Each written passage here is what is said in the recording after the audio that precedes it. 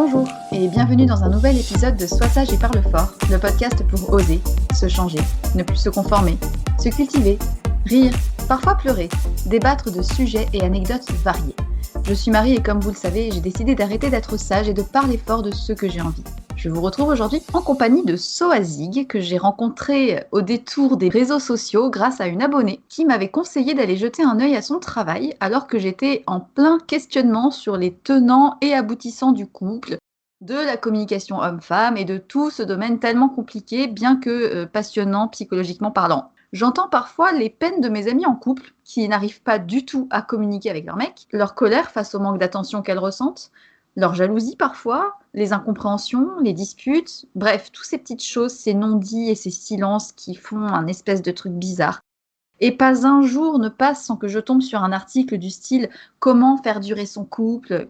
comme si c'était un truc, tu sais, qu'on possède et qui se nettoie soigneusement pour éviter que ça rouille de temps en temps. Ce Graal de l'amour et de la relation apaisée et fusionnelle, sujet sur lequel tous les psys ont déjà au moins écrit une fois et qui pose pourtant toujours autant de problèmes. Preuve en est, à Paris, un mariage sur deux finit en divorce. C'est quand même dommage vu le prix que ça coûte en petit four, mais bon bref, passons. Sujet que je ne maîtrise personnellement pas du tout. Preuve en est, à l'heure actuelle, je suis seule, parce que bon, ma propre compagnie reste à mes yeux une valeur à peu près sûre plutôt que l'inconfort d'une relation tordue. Je me dis que c'est toujours mieux que rien, mais il faudra bien un jour que je parvienne à trouver une solution.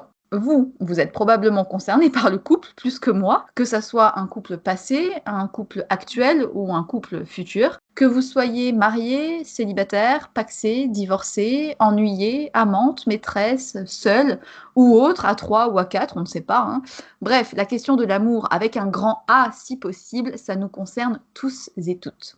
Et le premier exemple de l'amour est pour tous normalement nos parents. Quels couples ont-ils été devant vous ? Quel exemple de l'amour et de la complicité vous ont-ils transmis ? Bref, Soazig, je vous la présente, elle a décidé de se lancer corps et âme dans ce sujet et a développé un concept unique, Save Your Love Date. Pourquoi ? Parce qu'elle a fait face, elle-même, à l'éloignement prolongé avec son mari, qui pour des raisons professionnelles restait absent de longs mois, sans possibilité de se voir ni d'échanger. Alors, ils ont mis en place un vrai plan de bataille stratégique, afin de rester aussi soudés qu'au premier jour.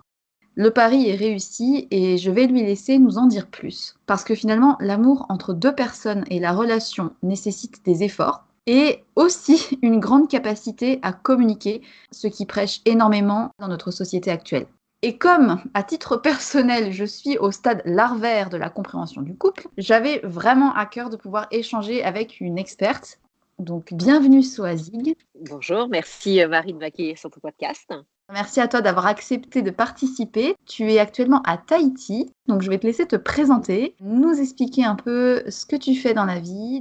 Donc, je suis Soazig Castelnerac, j'ai 40 ans. Je suis mariée avec Arnaud depuis 15 ans. Nous avons tous les deux 4 enfants. On vit actuellement sur Tahiti, en Polynésie française, où Arnaud a été muté il y a maintenant 18 mois. On rentre cet été sur Toulon. Tu es maman de 4 enfants. Quel âge ont-ils ? Comment est-ce que tu as rencontré Arnaud ? On a 3 garçons, donc 13, 11 et 9 ans. Et la dernière, une fille, a bientôt 8 ans. Bon, Arnaud, ça remonte à très longtemps. On s'est rencontrés quand on était au collège. Quand on avait 15 ans, mais un vrai coup de cœur. On est sortis ensemble quand on avait 17 ans. On a rompu, on a fait notre vie chacun de notre côté. Ça, tu vas nous expliquer un peu plus loin après. En tout cas, en attendant, pour le moment, tu es sur un projet qui s'appelle Save Your Love Date. Donc, tu as un compte Instagram. Pour la petite histoire, c'est une abonnée qui avait répondu à une de mes stories où je débattais toute seule sur les soucis de communication entre les hommes et les femmes. Et elle m'avait dit, je fais comme ça avec mon mec, je me suis beaucoup inspirée de ce compte-là et de ce compte-là. Elle m'avait dit, va voir, c'est trop bien ce qu'elles font et tout. Et du coup, j'étais allée voir ton compte Instagram, j'ai un petit peu regardé et j'ai vu que ton idée, c'était d'aider et d'accompagner les hommes et les femmes en couple à redevenir acteurs de leur relation, alors que initialement, tu n'étais pas du tout là-dedans. Qu'est-ce que c'est Save Your Love Date ? Tu as dit la chose essentielle.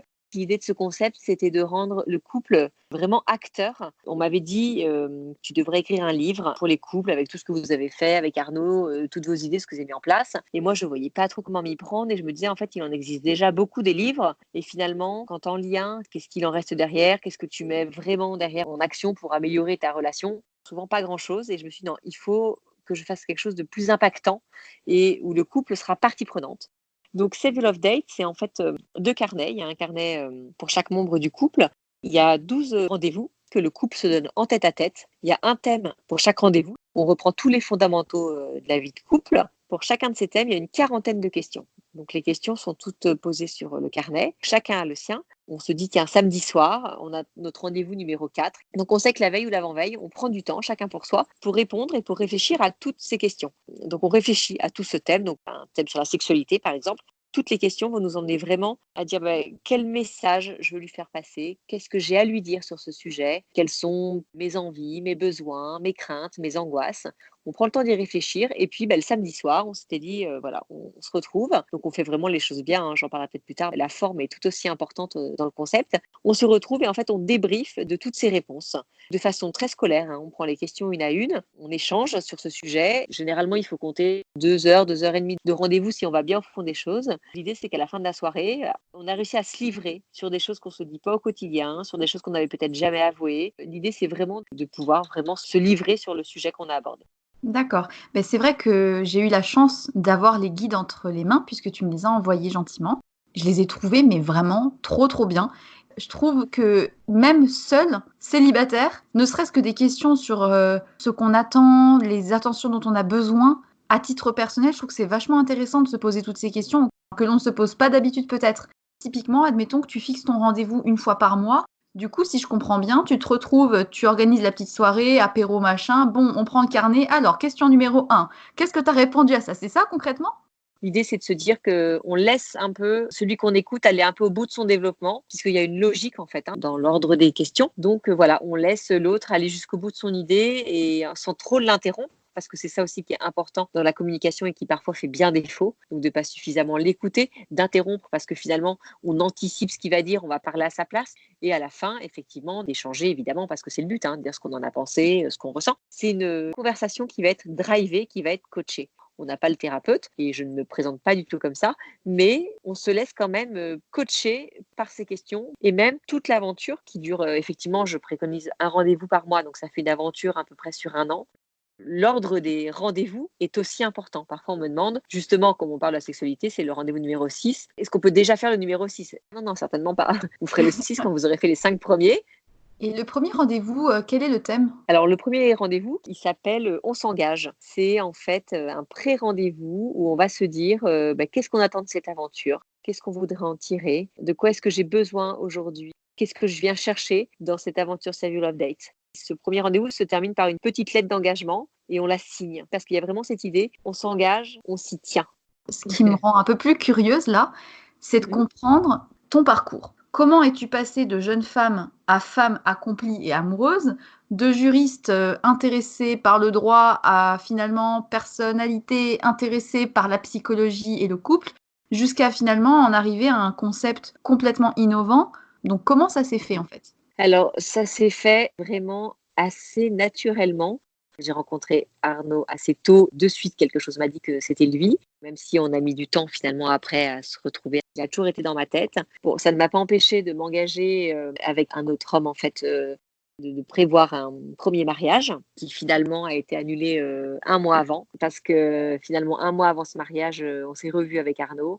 On s'est dit, en fait, on fait fausse route tous les deux. On est fait pour être ensemble, quoi. Et là, on s'est dit, OK, on est vraiment passé pas loin de la catastrophe, on aurait pu vraiment se louper tous les deux. Donc, à partir d'aujourd'hui, on va vraiment se donner les moyens de réussir notre couple. Et puis, il y a eu la profession d'Arnaud qui partait en mission régulièrement dès les premières années de notre mariage. Et pendant ces missions-là, on n'avait aucun contact. Pas de téléphone, on ne se voyait pas, pas de lettres, absolument rien, entre 2 et 3 mois. Donc, on a développé tout un tas de petites astuces qu'on a mis en place pour pouvoir garder le contact. Vous aviez des astuces en particulier? Enfin, genre, tu as des exemples concrets?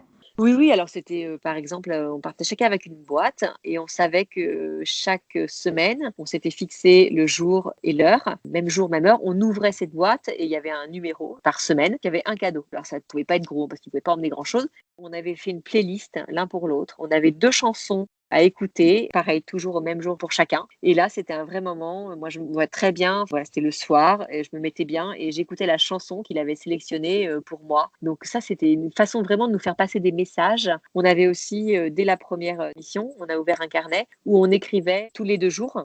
Et en fait, à la mission suivante, on échangeait nos carnets et ce qui fait que tous les 2 jours, on lisait ce que l'autre avait vécu à la mission précédente. Donc ça le rendait très présent. Et encore une fois, l'écriture, ça rend très présent. Le fait de lire, de voir l'écriture, de lire les mots, on a l'impression un peu d'entendre l'autre.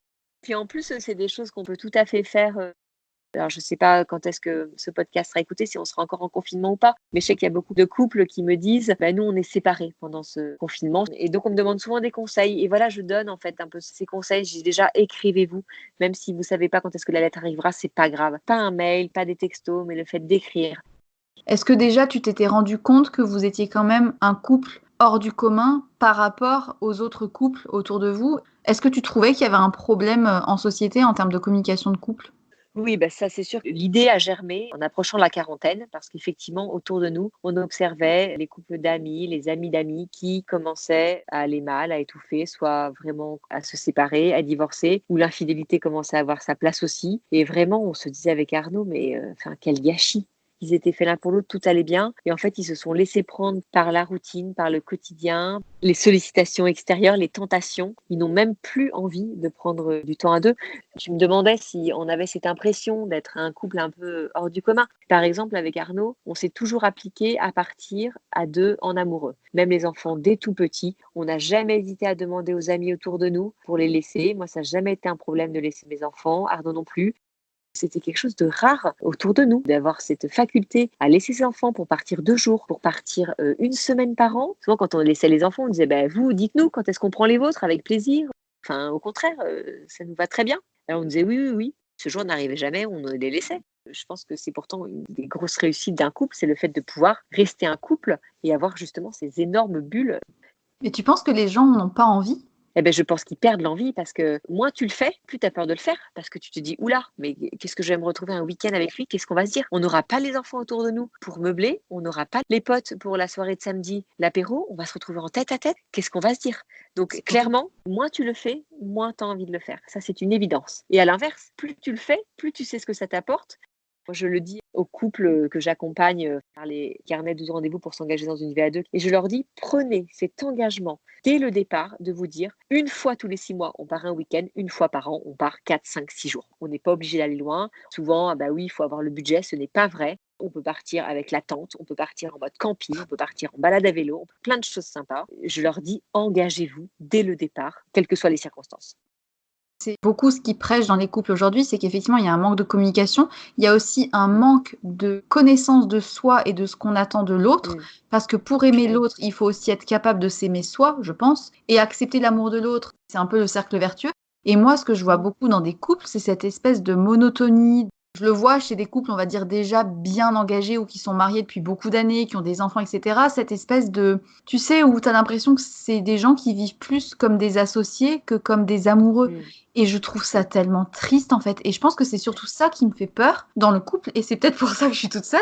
C'est qu'en fait, j'ai tellement peur de pas me sentir bien que je préfère rester toute seule plutôt que de perdre mon temps, entre guillemets. J'ai juste pas envie d'un truc où je dois me forcer à faire des efforts pour avoir envie d'être avec la personne et où je dois contrôler qui je suis, etc. Parce que bon, il y a aussi une histoire de lâcher prise et d'assumer qui on est, d'avoir confiance en soi. Mais il y a aussi clairement ce côté du est-ce qu'on est vraiment en symbiose avec la personne? On dit beaucoup que il faut être d'abord très ami avant de tomber amoureux. Moi, j'y crois particulièrement parce que si tu n'as pas la complicité en tant que personne amie, comment est-ce que ça peut se transformer en amour? Après, je pense qu'on peut y voir midi à sa porte. Je suis peut-être pas la plus expérimentée pour en parler, mais de mon point de vue, je pense que ça peut clairement aider. Ouais. Alors, rassure-toi, déjà, il n'y a pas de fatalité du tout. Et clairement, si tu as envie de réussir ton couple pendant 5, 10, 15, 20, 25 ans, moi, je suis la première à témoigner à fond de ça. On me l'a déjà dit sur mon Insta. Bah oui, évidemment. Alors là, le couple rêvé. J'ai dit, bah ouais. Déjà, je ne mens pas. Évidemment, parfois on se dispute, c'est sûr. Mais par contre, tous les moments qu'on vit à deux, on s'y applique, on se donne et on se donne du mal et on les prévoit, on les programme. Et ça, tu peux tout à fait le faire en fait. Il ne faut pas avoir la flemme, il faut en avoir la volonté. C'est des choses que tu vois, par exemple, si tu es carriériste, pour ton job, tu vas très bien savoir le faire, tout ça. Donc pourquoi pour ton couple, ce ne serait pas possible? En fait, c'est tout à fait possible. Le danger dans les couples, c'est de se dire, c'est à qui? Elle m'a dit oui, je lui ai dit oui, elle ira jamais voir ailleurs. Ouais, le pacte est passé, c'est bon, il n'y a plus d'inquiétude, c'est Et acquis, on bien est sûr, ensemble. mais bien sûr, on s'aimera toujours. À quoi bon faire des efforts? Et ça, c'est un énorme danger. Même moi, avec Arnaud aujourd'hui, mais jamais je me dis, il m'est acquis. Et je vis toujours avec cette idée qu'un jour, il pourra partir. Alors, c'est pas une peur, hein, c'est pas une psychose, évidemment, mais ça te fait toujours rester au taquet, toujours rester dans la séduction. Dans bon nombre de couples, malheureusement, c'est souvent une fois que les enfants sont là, mais il y a zéro séduction. J'en parle à fond dans le concept aussi. Je dis, mais faites-vous la soirée en tête à tête. Allez-y à fond sur le love, sur le romantisme. Habillez-vous, sapez-vous, sortez les sous-vêtements, la petite robe, le rouge à lèvres, séduisez-vous. Moi, il y a quelque chose que je prône, c'est le soir, quand l'autre va rentrer, je vais dans la salle de bain, je me coiffe, je me regarde à quoi je ressemble, je mets un petit de parfum. Et je me dis, le premier regard ce soir qu'il va avoir sur moi, je veux que ça tilte. On me dit, oh là là, c'est pas naturel. Non, parce que c'est rien à faire. On va bien le faire une fois encore. On va le faire pour aller au boulot le matin. On va se saper, on va se pouponner. Pourquoi on le ferait pas le soir quand on se retrouve à deux? Pourquoi? Si je sais que moi, je me sens belle au moment où lui va rentrer, il va le ressentir lui aussi. Petit détail aussi qu'il faut peut-être préciser, c'est que tout le monde n'est pas à l'aise avec la séduction, donc ça nécessite finalement quand même de devoir être déjà bien aussi avec soi-même pour pouvoir assumer de mettre des efforts dans un couple et de se mettre suffisamment en valeur pour l'autre parce qu'on s'estime suffisamment. Ça veut dire qu'il faut quand même déjà avoir une certaine confiance en soi pour dire j'ai envie de me faire belle, pas parce que j'ai peur de le décevoir, mais parce que ça renforce notre complicité ou notre attirance mutuelle. Oui, tout à fait. Et effectivement, tu as raison. Pour vouloir le faire, il faut déjà être à l'aise avec ce concept de séduction et s'aimer soi-même, effectivement.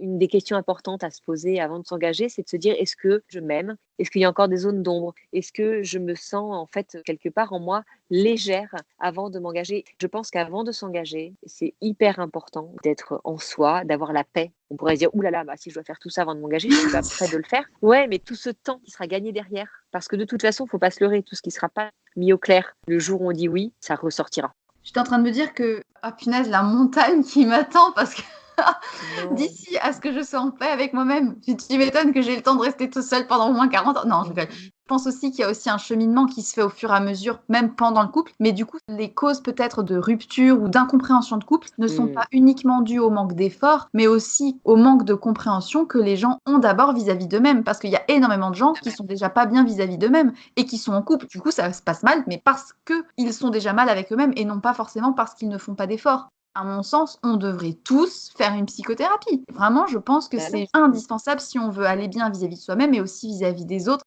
Il y a un rendez-vous, ça va être le numéro 3. Ce rendez-vous s'appelle Place au passé. Et l'idée, c'est de pouvoir échanger sur ce qu'on a vécu dans son enfance, dans son adolescence, ses blessures, plus ou moins petites, les relations à ses parents. Et j'ai eu des retours sur ce rendez-vous de personnes qui me disaient il m'a révélé quelque chose ou moi j'ai réussi à lui dire quelque chose et qui me pesait, eh ben, je trouve ça complètement dingue en fait de se dire ça fait 5, 10, 15 ans qu'ils sont ensemble et c'est grâce à ce rendez-vous qu'ils se sont avoués cette chose qui les pesait. Et tu disais effectivement, je reviens juste sur quelque chose que tu disais, au sein du couple, on peut aussi trouver dans la relation quelque chose d'apaisant. Évidemment, elle permettra de passer par-dessus, l'autre sera là pour écouter, pour nous aider à avancer, bien évidemment.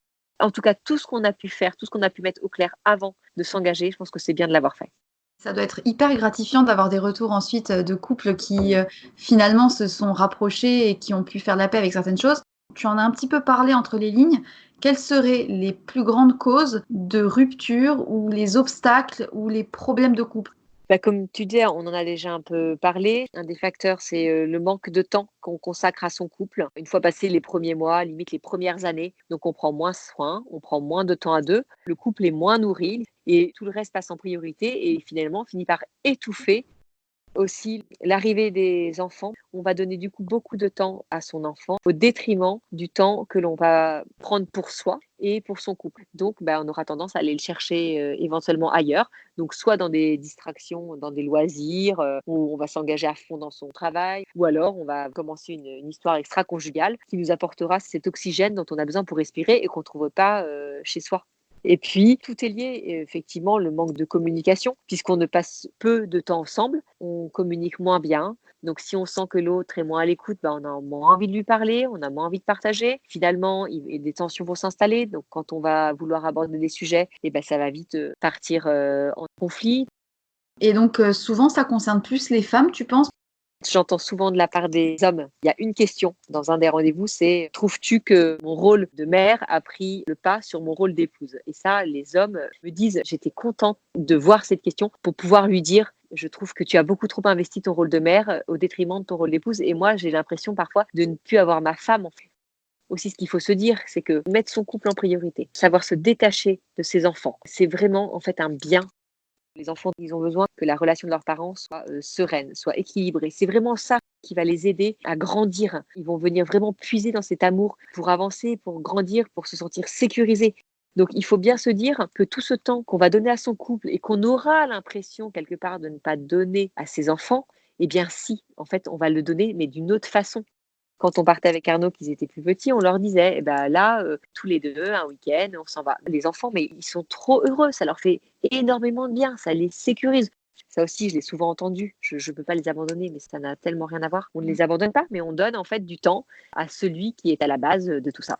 En tant qu'enfant, je pense qu'on a énormément besoin de voir en nos parents des gens qui s'aiment et qui sont complices. Parce que si on n'a pas cette sécurité-là, dans quelle mesure nous, on peut se construire ensuite dans la confiance d'un jour une autre personne? Le fait d'avoir des parents qui sont ensemble mais qui ne sont pas complices, qui ne font pas forcément preuve d'attention l'un pour l'autre, mine de rien, même si c'est pas une ambiance conflictuelle, je pense que ça peut clairement être préjudiciable pour ensuite la construction sentimentale des enfants. Et donc, je pense que quand on fait des enfants, la première chose à vraiment s'assurer, c'est d'être déjà hyper au taquet, comme tu dis, l'un envers l'autre, que ça soit 1 mois après, 2 mois après, 10 ans après, 20 ans après. Et je vais prendre un exemple. Mes grands-parents, ils sont morts tous les deux à 2 jours d'intervalle, à l'âge de 98 ans. Le rêve. Après 75 ans de mariage, ils sont restés ensemble jusqu'à la fin de leur vie. Et même s'il y a eu très peu de communication, je pense, à l'époque, ils sont quand même partis l'un après l'autre. Jusqu'au bout, ils ont vécu ensemble. Et quand l'un est parti, l'autre est parti ensuite. Et ça, je trouve que mine de rien, c'est bien la preuve qu'il est possible d'avoir construit quelque chose qui reste. C'est sûr que c'est pas à 80 ans qu'ils allaient se séparer parce qu'ils avaient sûrement grandi dans une génération où c'était pas forcément admis. Mais il y a toujours eu un couple qui était là, qui a fait comme il a pu, qui a fait comme il pensait devoir faire avec les règles de l'époque. Moi, ce dont je rêve, c'est de voir des couples âgés, hyper complices, en mode séduction. Et quand j'en vois, je trouve ça mais canon. Franchement, moi, c'est un de mes vœux les plus chers, c'est de mourir tard avec Arnaud et qu'on meure ensemble, quoi. C'est de très belles images, mais il faut se dire que c'est possible. Ça demande du soin, ça demande de l'application. Vraiment, ça demande aussi de la volonté quand il y a débat, de se rappeler de ce qu'on a voulu au départ, de se rappeler pourquoi on s'est engagé avec lui. Et ok, aujourd'hui, s'il fallait lui dire oui, j'aurais pas vraiment envie. Je veux que ça dure, j'ai cette volonté. Et est-ce que tu penses que même si ça fait, je sais pas, 20 ans, 30 ans que finalement la communication elle n'est pas là, il est toujours possible de ne pas tout casser et de démarrer quelque chose pour, à la rigueur, voir ce qu'on peut faire avec ce qu'on a fait et recréer quelque chose de nouveau, peut-être différent de ce qu'on a fait jusqu'à présent, plutôt que de dire bon finalement on n'a pas tant réussi que ça, on va s'arrêter là. Tu penses qu'il est toujours possible de relancer un truc? Oui, bien sûr. Une séparation nécessitera beaucoup plus d'énergie que tous les efforts qu'on va faire à se retrouver et à essayer de recommuniquer de façon positive. Il vaut mieux mettre son énergie, je pense, là-dedans que dans une séparation qui sera beaucoup plus douloureuse et fera beaucoup plus de mal. Alors après, si ça fait longtemps, je crois qu'il ne faut pas hésiter à se tourner vers un professionnel qui va aider le couple à dire les choses. Seul, après des années, je pense que c'est compliqué. Il ne faut pas hésiter à se tourner vers eux. Il n'y a aucune honte et au contraire, je trouve que c'est des démarches très intelligentes. On me demande est-ce que vous croyez que l'aventure SEAL est adaptée? Et là, moi, je dis, là, je pense qu'il faut aller en fait un cran au-dessus. Et là, il faut que vous fassiez aider. Vivez l'aventure SEAL en parallèle. Si au contraire, ça vous donne un peu plus de légèreté dans cette démarche que vous allez faire avec un professionnel, très bien. Mais ne vous cantonnez pas à ça parce que ça ne vous apportera pas toutes les solutions parce que vous serez quand même tous les deux seuls en tête-à-tête avec ce carnet, certes, mais quand même seul à tête-à-tête. Un psychothérapeute, thérapeute de couple, peu importe, a souvent les mots et a la capacité à avoir un regard tiers. Il peut pas y avoir, on va dire, de malentendu ou d'incompréhension parce que le psy est là pour dire ok, non, là, la personne, elle a dit ça. Toi, tu l'interprètes comme ça, mais c'est peut-être pas ça qu'il a voulu dire. Donc, c'est un peu faire la Suisse entre deux camps. Après, si jamais dans un couple, c'est l'un qui est d'accord pour y aller et l'autre qui veut pas, malheureusement, s'il y en a qu'un qui veut faire des efforts. Ouais, là pour le coup, c'est beaucoup plus compliqué. Ça me fait juste penser à un podcast qui s'appelle, je sais pas si tu le connais, La Clinique de l'amour. Il y a Oui, je qu'une l'ai saison. écouté. Et oui, hyper intéressant, hyper Ouais. intéressant. Tes carnets, ils ont été conçus en collaboration avec une psychologue, c'est ça?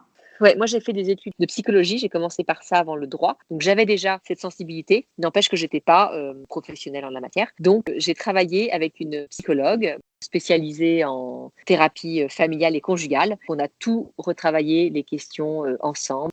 J'avais tendance, par exemple, à poser pas mal les questions de façon fermée. Donc elle me disait non, non, là, si tu donnes juste la possibilité de mettre oui ou non, l'homme, par exemple, il va s'en contenter, il n'ira pas plus loin. Elle est toujours là, elle regarde, elle relit, on en reparle ensemble. Même si, voilà, je le dis encore, je ne me positionne pas du tout en tant que conseillère conjugale, que thérapeute de couple, mais ça a été vraiment travaillé dans cette lignée. Quand je les ai eus sous les yeux et que j'ai vu les différents thèmes et les questions qui étaient posées, je trouvais ça hyper intéressant qu'en plus les questions étaient un peu différentes lorsque c'était le guide pour elle que celui pour lui, comme s'il y avait une façon de percevoir les questions différentes en fonction de son sexe. Et je trouvais ça assez marrant. Et d'ailleurs, un des sujets justement hyper importants, qui est donc le rendez-vous numéro 6, que tout le monde attend avec impatience à chaque fois apparemment, c'est la sexualité. Qu'est-ce que ça a comme place, selon toi, dans un couple? Pourquoi? Et comment ça se construit ou ça se travaille après 10 ans, 20 ans, 40 ans de mariage? Qu'est-ce que tu aurais à dire là-dessus? Clairement, la sexualité, c'est un des piliers du couple. Hein. C'est vraiment quelque chose à partager, à ne pas mettre de côté, à ne pas négliger. Ça peut rester très intense, à condition, à mon avis, de toujours en faire quelque chose d'un peu exceptionnel quelque part. Quelque chose dont on ne doit pas abuser, mais en même temps dont on ne doit pas pouvoir se passer.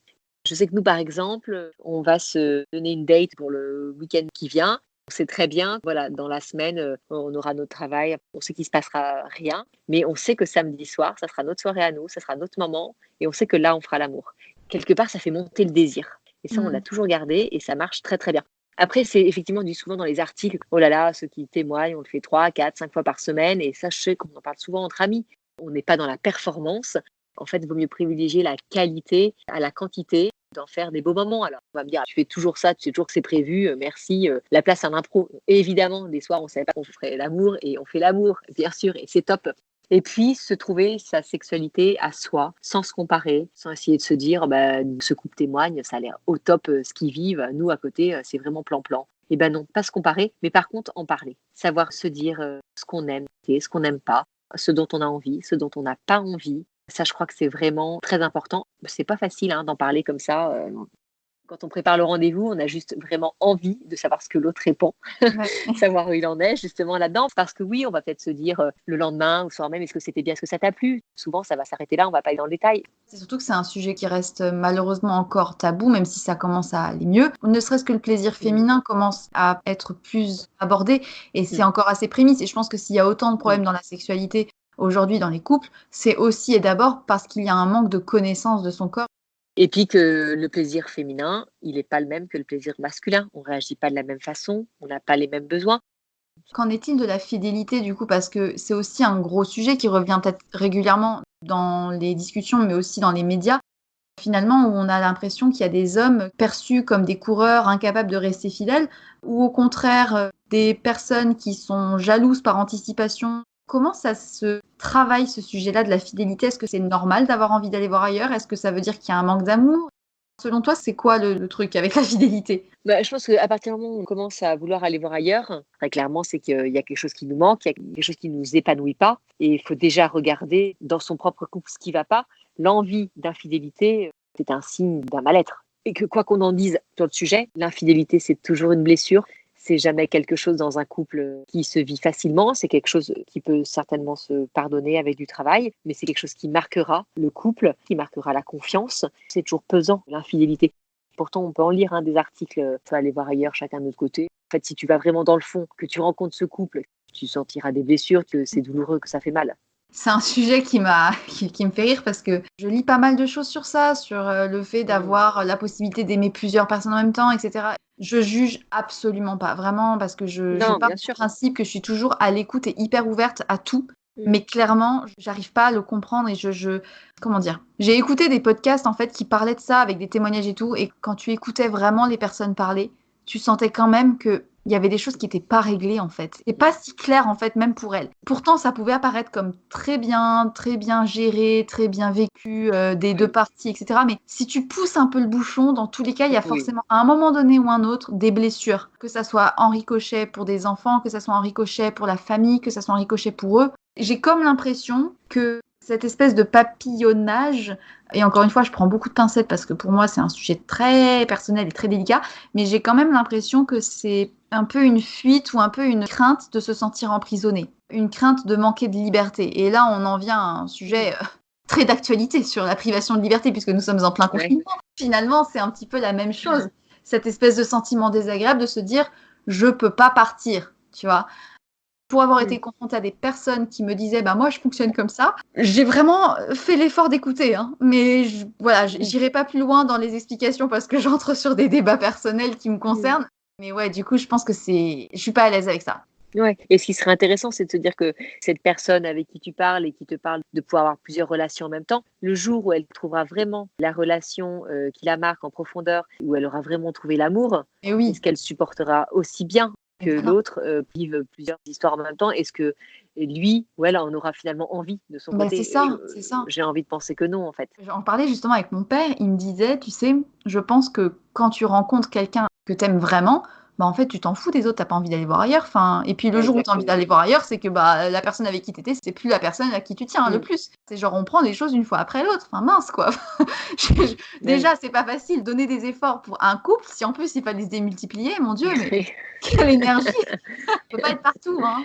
Du coup, Save Your Love Date via Instagram, qu'est-ce que tu essayes vraiment de véhiculer? Parce que c'est quand même ton premier média qui te permet de parler de tes guides qui sont pour l'instant disponibles sur ton site. On peut les acheter, si j'ai bien compris. Donc, c'est un guide qui contient donc 2 carnets avec 12 rendez-vous à répartir une fois par mois si possible.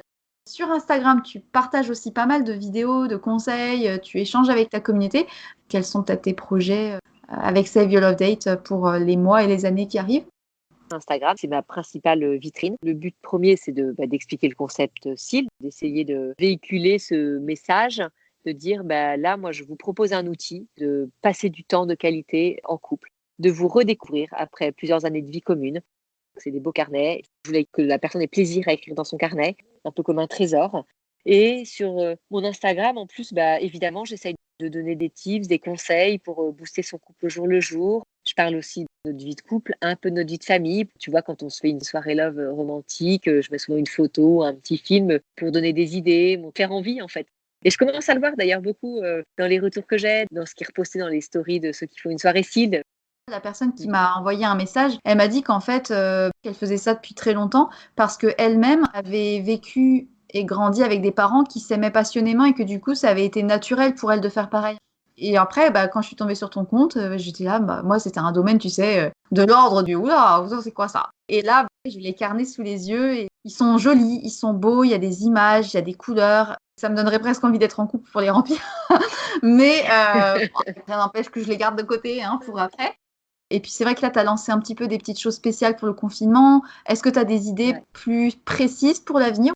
Ça me vient vraiment un peu des fois selon les situations. Donc j'ai fait les premiers carnets qui étaient 12 rendez-vous pour booster votre couple, qui s'adressaient plus à ceux qui sont ensemble depuis 4, 5, 6, 10, 15, 20 ans, qui ont déjà une vie commune, qui ont déjà du grain à moudre. Ensuite, j'ai sorti les 12 rendez-vous pour s'engager dans une vie à deux. Donc là, pour le coup, c'est vraiment les bonnes questions à se poser avant de s'engager. Se dire, on s'apprête à se dire oui, alors par un mariage, par un Pacs, parce qu'on va habiter sous le même toit, parce qu'on veut faire un enfant, différentes sortes d'engagements. Mais avant ça, voilà, on apprend à se connaître en profondeur, à savoir où on veut aller, à savoir à qui on va dire oui, à quoi on veut dire oui. Comme j'ai failli vraiment me tromper, du coup, je suis vraiment sensible à ça et j'essaye vraiment de faire passer le message en disant mais prenez le temps, donnez-vous le temps de vous poser les bonnes questions. Ouais. Donc ça, c'est le deuxième qui est sorti. Puis après, mine de rien, nous avec Arnaud, on avait fini notre aventure SEAL parce qu'on l'a fait une fois installé à Tahiti, on s'était dit voilà, on la commencera une fois là.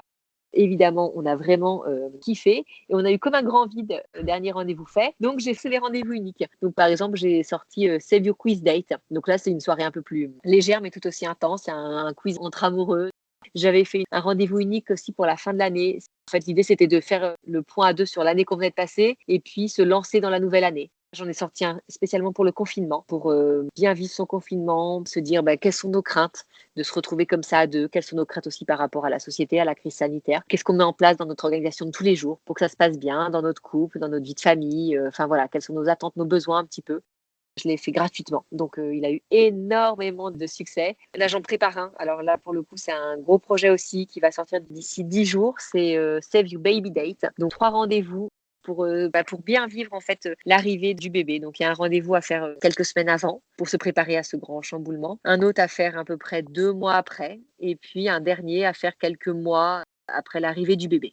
C'est quand même une problématique très importante dans le couple. Donc ça a été un gros projet. Et puis, à moyen terme, ça sera une fois retour en France, j'aimerais mettre en place des retraites. Alors d'abord des retraites de femmes. On partirait donc avec Marie-Lise, la psychologue, et puis Flavie, qui est la sexothérapeute avec qui je travaille. Et on proposerait à un petit groupe de femmes de partir sur un week-end pour échanger sur le couple, sur la vie de couple, échanger sur des problématiques. D'abord avec les femmes, et puis si ça accroche, retraite en couple. C'est génial parce que du coup, tu peux finalement imaginer plein de rendez-vous pour des étapes un peu charnières de la vie de chacun. Vous avez pu faire Save Your Love Date une fois que vous êtes arrivé à Tahiti. Du coup, j'avoue qu'une fois que tu as terminé les 12 trucs, tu te dis, bon, maintenant, on fait quoi? On peut pas redémarrer de suite, mais c'est vrai que cette idée de faire des rendez-vous uniques, un peu plus spéciaux, c'est plutôt intéressant et je trouve adapté. À l'heure actuelle, tu es toujours en phase d'amélioration vis-à-vis de ton propre couple. Est-ce que tu essayes de continuer à travailler sur certaines choses et est-ce que finalement de nouvelles problématiques émergent au fur et à mesure de par le temps qui passe, etc., des choses que vous n'auriez jamais pensé aborder avant? Évidemment, hein, avec la vie de couple qui avance, les enfants qui grandissent, par exemple de venir à Tahiti, le fait de se retrouver isolé sur cette île, de plus avoir nos repères, nos familles, nos amis. On savait que le couple en expat, c'est pas facile. Ça, on le savait. On s'est dit, tiens, on se met quelque part un petit peu en danger en perdant nos repères. Comme on était avertis, comme on en avait parlé, et ça se passe très bien, mais parce qu'on l'avait aussi préparé, comme je dis. Donc oui, les enfants qui grandissent, on a notre aîné, tu vois, qui rentre dans l'adolescence, évidemment, par rapport à l'éducation, ce que tu autorises, ce que tu autorises pas. C'est hyper important de rester soudé là-dessus, parce que 40 ans, de nouvelles envies, de nouveaux défis qu'on veut relever, on a toujours de quoi s'améliorer, ça c'est sûr. Et du coup, j'en viens à un point qui me turlupine. En fait, tes guides sont dédiés à des couples hétérosexuels. Parce que je me dis, on va peut-être avoir la question. Bon, en même temps, tu me diras, toi, c'est le modèle de couple que tu connais, qui est quand même encore la majorité. Comment un couple homosexuel pourrait faire s'il voulait s'inspirer de tes guides pour son propre couple? Est-ce que finalement, tes guides pourraient être adaptés à un couple qui n'est pas hétérosexuel? Alors, le concept, ça c'est sûr, il est adaptable sans problème. Moi, effectivement, mes idées naissent de ce que je connais et de ce que je vis. Ma principale source d'inspiration, c'est mon couple. Donc, évidemment que je ne me trouve pas du tout en position de faire ce guide pour un couple homosexuel. On me l'a déjà demandé, j'en ai déjà parlé avec des couples homos, des couples d'amis, et ils sont d'accord avec cette position, même si on se dit que on a des façons de fonctionner en couple qui sont communes. Il y a des choses où je pourrais être à côté de la plaque. Puisque je ne connais pas, je ne me permets pas de le faire. Ça serait risqué de se positionner sur une façon de vivre l'amour qui est peut-être très puissante et très inspirante, mais pas la même. Finalement, Save Your Love Date pourrait se décliner sur la relation mère-fille, la relation père-fille, etc. Bien sûr, c'est dans les tablettes. Forcément, C'est c'est dans les logique. tablettes. On se rend compte de plus en plus avec les enfants qui grandissent. La communication en famille, c'est essentiel. Donc, on fait souvent des conseils de famille pour que ce soit assez fluide. Je me dis plein de fois, avoir un rendez-vous en tête-à-tête avec un de nos enfants, où il a d'abord réfléchi aux questions, on a réfléchi de notre côté, et on se retrouve, ça serait un moment de qualité et de ouf. L'enfant, il serait juste, il se sentirait entendu, compris, pris en considération, donc au top. C'est quelque chose que moi, je commence à découvrir avec Ah oui, non mais mon mari ado. attends, Et ton donc, grand, il a 13 ans là, t'es pas encore arrivé au pire là. on est Tu bien verras dans d'accord. 3 ans. On en reparle dans Ouais, 3 c'est ans. ça. Peut-être que ça se prépare dès maintenant, tu vois. Donc, je me dis, on aurait déjà ce rendez-vous entre les mains, ça serait peut-être pas mal. Finalement, les relations de couple sont aussi impactantes sur les relations que les enfants peuvent avoir. Donc finalement, quand tu parles à des couples qui ont des enfants, il faut bien qu'ils sachent que l'amour qu'ils se portent l'un pour l'autre et les efforts qu'ils fournissent l'un pour l'autre serviront aussi à apaiser éventuellement les conflits qu'il peut y avoir dans la famille. On est un exemple pour eux. Moi, quand mes garçons s'insultent, je dis, mais attends, moi, tu aimerais qu'avec ton père, on se parle comme ça te ferait plaisir, là? Ah ouais. Je dis, ben voilà, dis-toi que nous, c'est pareil, en fait. Quand moi, je vous entends vous insulter, ça me fait mal au cœur, en fait. Ça me fait de la peine. Donc, effectivement, il faut essayer d'être un exemple. Quand on se dispute, ça, c'est un conseil qu'on avait reçu et que j'aime beaucoup donner. Quand on se dispute avec Arnaud devant eux, parce que évidemment, ça arrive. Bon, après, derrière, on résout le problème à deux, on se demande pardon. Mais après, on essaie de le refaire devant les enfants. qu'ils voient qu'on s'est pardonné, pour que eux sachent en fait le faire aussi entre eux, se demander pardon. C'est hyper inspirant de t'écouter. Entre guillemets, je mets des grosses guillemets, ça a l'air simple. Ça montre en fait que c'est possible et que ça peut ne pas être compliqué, que ça peut ne pas être un travail laborieux à faire. Ça peut aussi être chouette, de la joie, des sourires, des rires. Alors avec des difficultés certes, mais avec beaucoup de positif. J'aurais une question à te poser. Tu sais que mon podcast s'appelle Sois sage et parle fort. Comment toi, est-ce que tu as décidé de parler fort? Qu'est-ce que ça représente pour toi cette phrase? Sois sage, ça me correspond bien. J'étais une enfant sage. Tu vois, j'ai jamais trop dévié du chemin. Mais par contre, moi, quand j'ai une idée à défendre, quand j'ai une conviction, là, pour le coup, je peux vraiment prendre la parole. Quand je suis sûre, en fait, quand j'y crois, je peux parler fort. Vraiment, je suis heureuse quand, comme toi, on m'ouvre la porte d'un podcast pour pouvoir passer ce message d'un amour durable, que c'est possible, que ça peut être beau. Bah écoute, je te remercie infiniment pour ta réponse qui me parle beaucoup. J'espère que les personnes qui nous auront écoutés auront appris des choses, peut-être, qui sait, se procurer tes guides. Pour les personnes qui ne sont pas en couple, peut-être que ça peut donner des idées pour après, pour plus tard, ou redonner confiance. Donc voilà, je suis très contente d'avoir pu enregistrer ce podcast. Et puis je serais ravie à ton retour en France de te rencontrer. Longue vie à Save Your Love Dates. J'espère que beaucoup de couples pourront trouver l'apaisement et que tu pourras être peut-être à l'origine d'une réduction des divorces. On y croit. C'est tellement mon objectif.